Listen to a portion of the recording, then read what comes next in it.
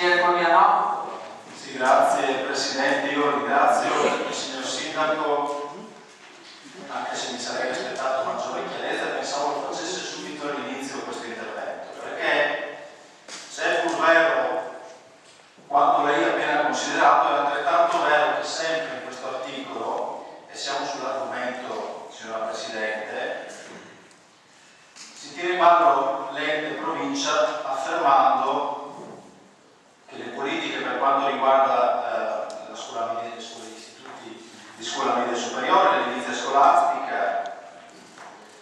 sono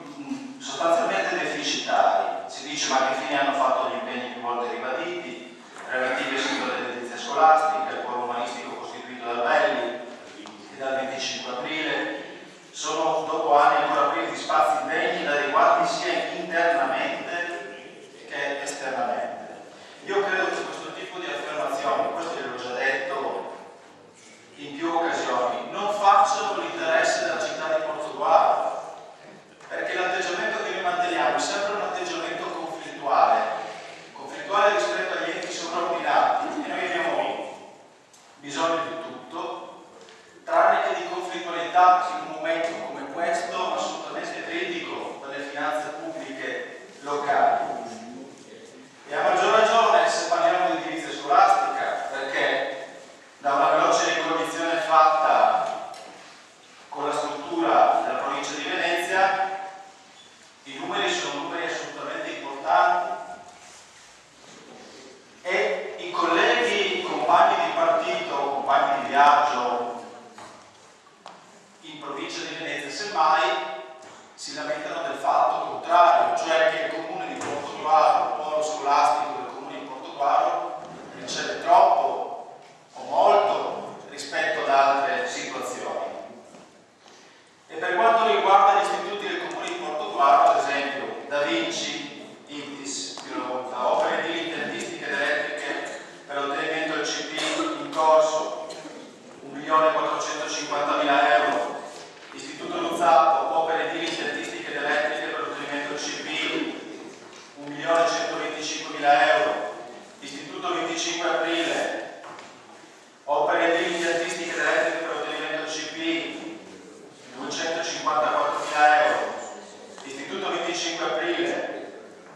completamento del restauro, manutenzione straordinaria presso B Danielo, finito, 680.000 euro. Istituto 25 aprile, lavori di adeguamento funzionale per l'ottenimento del CP presso la sede principale in corso, 195.000 euro. Istituto Belli, lavori per la realizzazione di aula presso l'edificio denominato Ex Palestrina, in corso progettazione, 350.000 euro. E infine Piazza Marconi, che è oggetto della delibera di oggi, totale 4.254.000. È il segno tangibile di un impegno importante dell'amministrazione provinciale, in particolar modo mi si è consentito di riconoscere dall'assessore Giacomo Gasparotto sul territorio e comune di Portogruaro. E questi sono numeri, sono fatti concreti,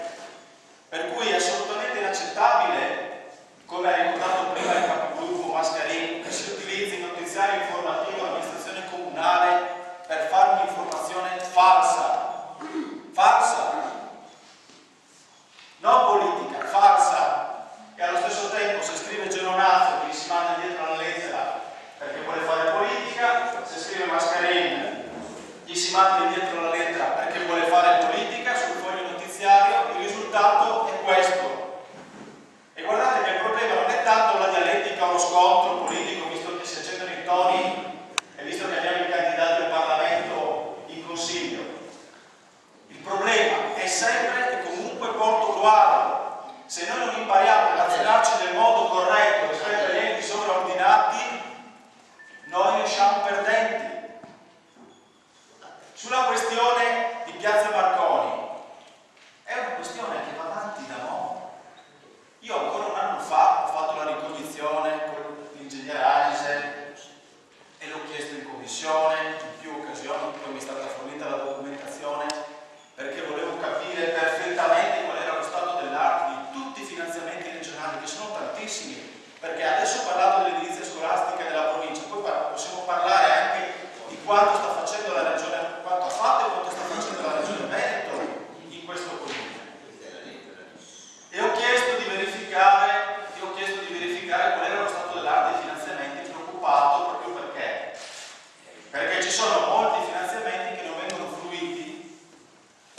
se non vengono fruiti in tempo utile vanno nella cosiddetta perizione, come ricordato prima il sindaco. Quindi è un aspetto strategico per noi, perché quando abbiamo fatto il discusso del piano opere pubbliche un anno fa, ci siamo interrogati e abbiamo chiesto all'ingegner Agnese, all'assessore Bilotta all'epoca, assessore ai lavori pubblici, che cosa avremmo potuto fare e soprattutto che cosa avremmo potuto fare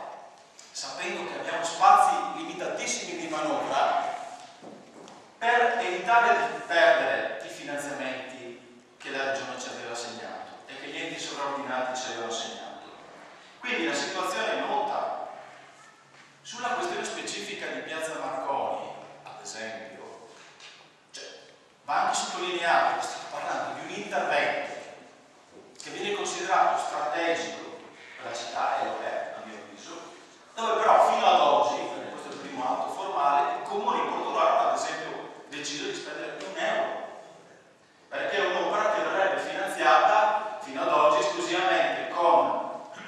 interventi regionali e interventi provinciali. La provincia ha fatto quanto in sua competenza, tant'è che abbiamo provveduto, vabbè, questo è un aspetto tecnico, ma lei lo capisce, che abbiamo provveduto a finanziarlo con l'avanzo per avere la certezza anche delle risorse da dedicare a questa posta. Però è anche vero che stiamo parlando di un intervento che è partito come finanziamento regionale nel 2008 e ad oggi stiamo arrivando al dunque. Abbiamo visto i cartelli fuori, però normalmente un ente pubblico non liquida dei contributi se a fronte non è neanche uno stato di avanzamento lavori, un benché minimo avanzamento lavori. Quindi lo facciamo e va bene, però quello che è assolutamente inaccettabile è il tipo di dichiarazioni, è il tipo di interventi che si vedono. E concludo facendo anche una domanda che faccio all'assessore Irina Derivo, perché noi stiamo correndo per sistemare, diciamo, anche per i belli, quella che era la Palestina nel Nieve, per intenderci, ok, la Marchessa. Su quella Marchessa sono stati fatti molti ragionamenti in campagna elettorale. Uno di questi, a livello programmatico, era l'idea di dedicare questo spazio in un qualche modo per concentrare lo spazio giovani e quindi avere uno spazio fruibile per una socialità collegata al mondo della scuola, al mondo dell'arte, della cultura, visto che quella è Piazza Marconi di fronte abbiamo un teatro, per aggregare i giovani di Portogruaro, creare un polo unico di riferimento. Oggi questa prospettiva non è una prospettiva confermata, però vorrei che fosse chiaro per tutti, perché quello che stanno chiedendo e sul quale è l'ipotesi di lavoro oggi, l'ipotesi attuale, è quella comunque di liberare spazio per fare aule suppletive a servizio dell'Istituto Belli, per poter liberare Villa Martinelli, che poi è tutto un incastro. Quindi anche questa prospettiva viene a ricadere.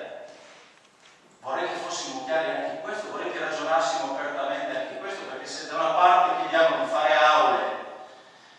per il belli, perché ci serve liberare Villa Martinelli per altri aspetti strategici, è chiaro che o l'una o l'altra.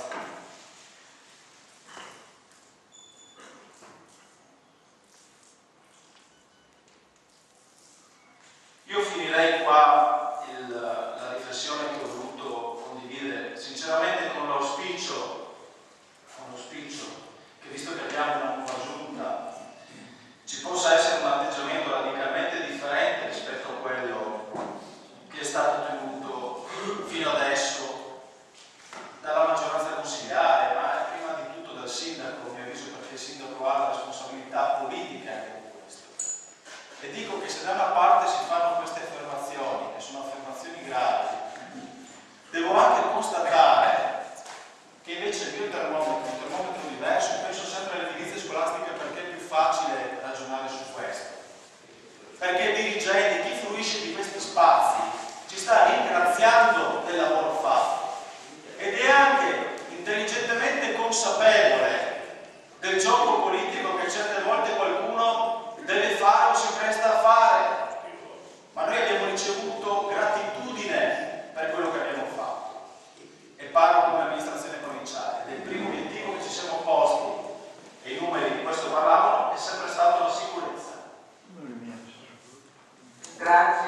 consigliere Coriello,